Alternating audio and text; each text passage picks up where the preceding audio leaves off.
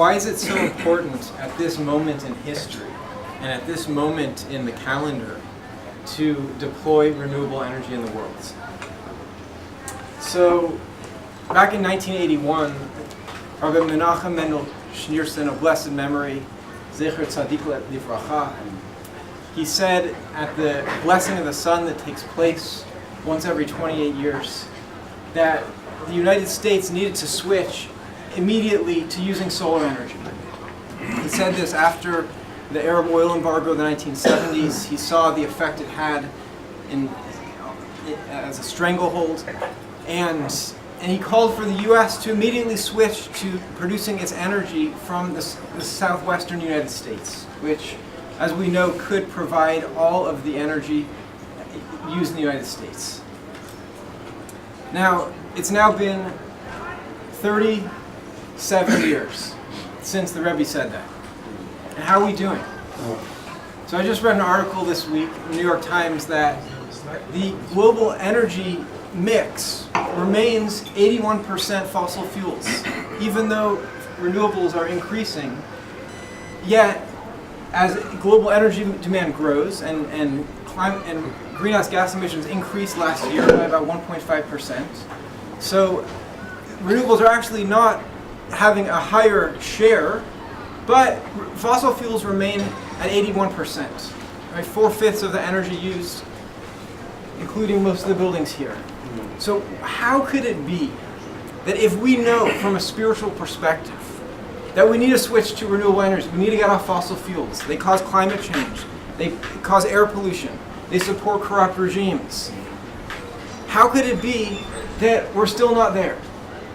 So in the book of Exodus, we learn about Pharaoh. Now Pharaoh, he's not just a historical figure, it's not just someone who oppressed the Israelites in ancient Egypt. Pharaoh is also a state of mind. He's an archetypal figure. And there's something about Pharaoh that what he represents. He represents control, abuse, and addiction. Why didn't he let the Israelites go? Because he knew how valuable the Israelites were to the Egyptian economy. Free labor. What fossil fuels are to human society today, slaves in pre-modern society are the equivalent. When we have a pickup truck today, that's like, a 250 horsepower pickup truck. That's like a lot of slaves and animals doing that work to move, to a dishwasher. All of the things that we take for granted today with fossil fuels are actually, that's what slave labor used to do. And so Pharaoh knew that to free the Israelites would have a serious impact on the way that the Egyptians were living. And so he was not willingly going to do it. And in fact, plague after plague, he hardened his own heart, or God hardened his heart, and he still wasn't willing to do it.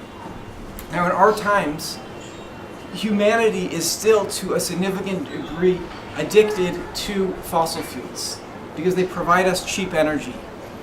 And yet we know that we have the technology and the ability to deploy wind energy, solar energy, small-scale hydroelectric, geothermal, and these can transform the way that we're living.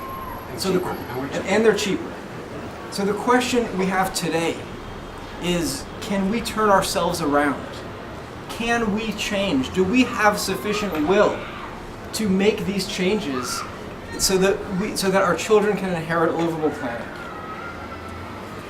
I want to finish by mentioning that in the Haggadah asks us to see ourselves as if we personally left Egypt.